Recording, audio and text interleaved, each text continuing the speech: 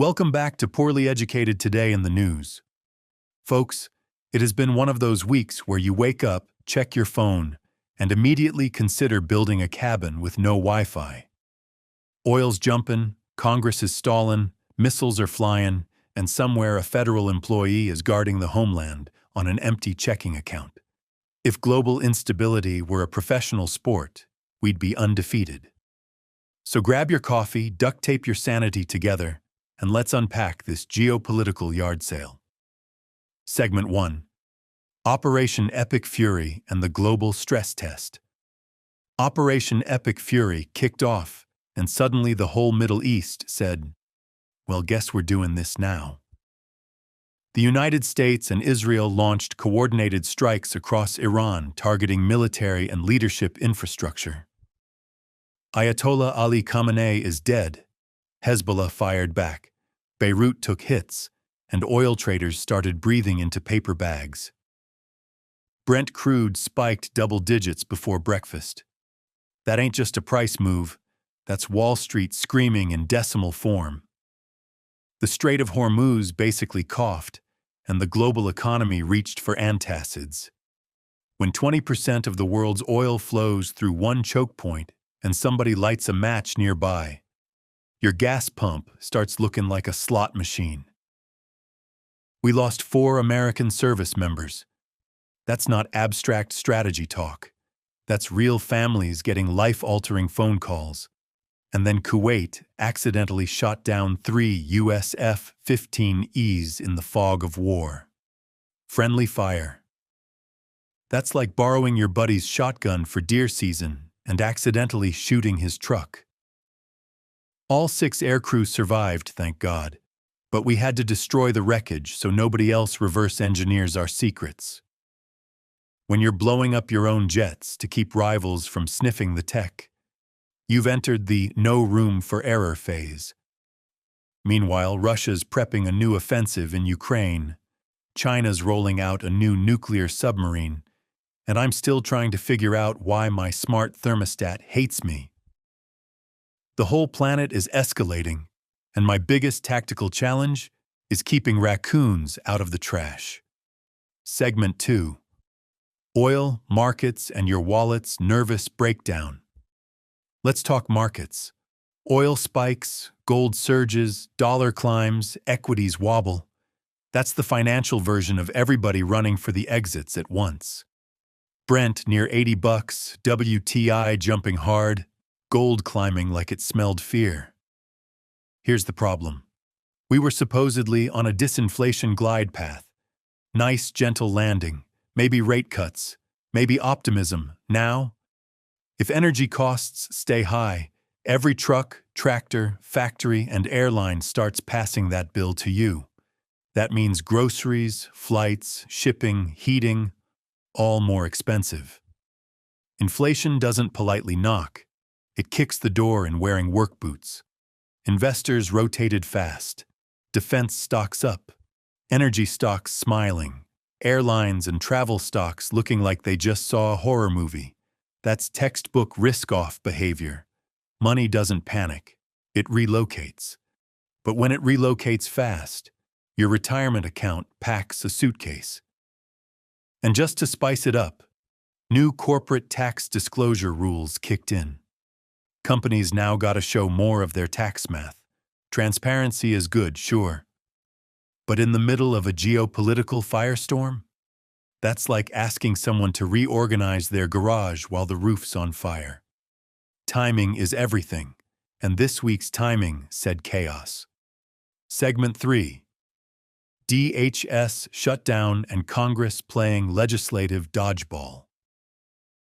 Back home, the Department of Homeland Security is partially shut down for 11 days because Congress couldn't pass H.R. 7147. The Senate stalled 50 to 45. That ain't decisive governance. That's political arm wrestling with no winner. ICE and CBP are still operating on prior year reserves, but CISA, FEMA, and the Coast Guard are stretched thin. So cyber defense is running lean during heightened global tensions. FEMA's juggling winter storms. TSA workers are screening passengers without pay. That's like asking the bouncer to keep the club safe while you forgot to pay him, and 3 fights broke out outside. The fight centers around immigration enforcement and accountability after deaths tied to ICE operations. And meanwhile, a federal judge struck down the rapid third-country deportation policy. No more quietly sending migrants to random nations without due process. The administration pushed back hard and appealed, because this is less a policy debate and more a constitutional cage match. Operation Metro Surge in Minnesota is drawing down after backlash, but hundreds of federal agents remain. So is it a retreat? Or just a quieter approach? Hard to tell. But when your immigration strategy and your funding bill are colliding, the shutdown clock keeps ticking. Segment 4. Supreme Court, Guns, and Legal Whiplash. The Supreme Court heard arguments in United States versus Himani, testing whether people who use controlled substances can be barred from owning firearms under federal law. Now here's the twist. The same administration that talks big about Second Amendment rights is defending a federal statute that restricts them. The government's arguing historical analogs, founding-era bans on habitual drunkards and the mentally ill. Civil liberties groups and gun rights advocates both raised eyebrows. When the ACLU and the NRA are accidentally nodding in the same direction, you know you've entered constitutional twilight zone. Then comes Hunter versus United States, about plea agreements and whether defendants can waive appeal rights only to be slapped with unexpected supervised release conditions. It's legal fine print with real consequences. Because if you sign away your right to appeal and then get conditions you didn't anticipate, that ain't just paperwork. That's liberty math. Meanwhile, in Florida, federal indictments under Operation Take Back America continue. The system grinds forward. Lawsuits up top, prosecutions down below. Justice doesn't sleep. It just files motions. Segment 5. Tech arms race and AI everything. Over in Barcelona, Mobile World Congress 2026 basically said, "Welcome to AI native telecom. 6G talk is no longer science fiction." Huawei unveiled massive infrastructure systems. Qualcomm showed off its next-gen modem architecture. Everybody's racing to define how the next internet works. AI native networks mean your phone won't just connect, it'll think. Routing optimized in real time. Predictive load balancing. Edge computing with brain power.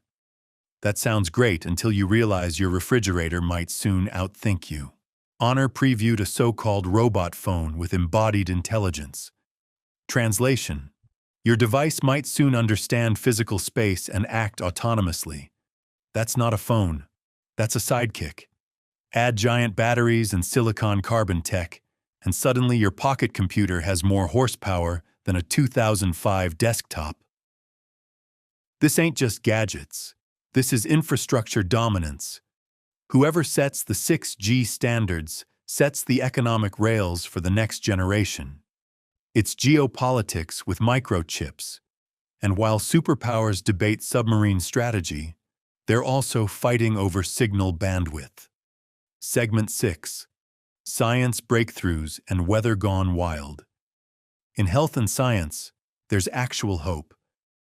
Wake Forest researchers engineered CAR macrophages that can cross the blood-brain barrier to attack cancer metastases.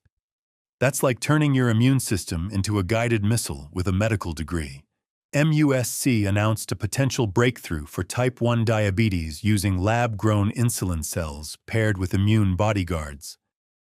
If it works in humans, that's life-changing. No more daily insulin grind. That's not incremental. That's revolutionary. Fermilab advanced quantum sensors to detect high-energy particles and potentially dark matter. We're out here trying to measure invisible mass in the universe while simultaneously arguing over appropriations bills. Humanity contains multitudes. Meanwhile, Australia's desert towns got more rain in a week than all last year. Brazil's flooding death toll climbed. The Midwest's bracing for blizzards and dust storms in the same system. Weather whiplash is real. Drought to deluge, heat wave to flood. It's like the atmosphere can't pick a personality. And through all of this, local sports teams launch small business initiatives, and Red Across America Day still happens. Because even when geopolitics feels like a fever dream, kids still gotta learn to read, and somebody still has to throw the first pitch. In conclusion, this week wasn't just busy, it was structurally loud.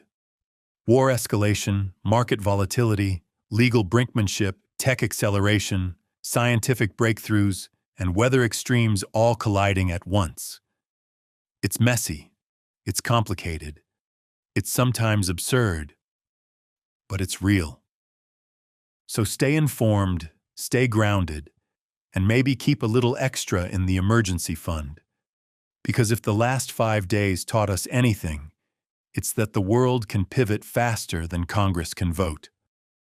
We'll see you next time on Poorly Educated Today in the News.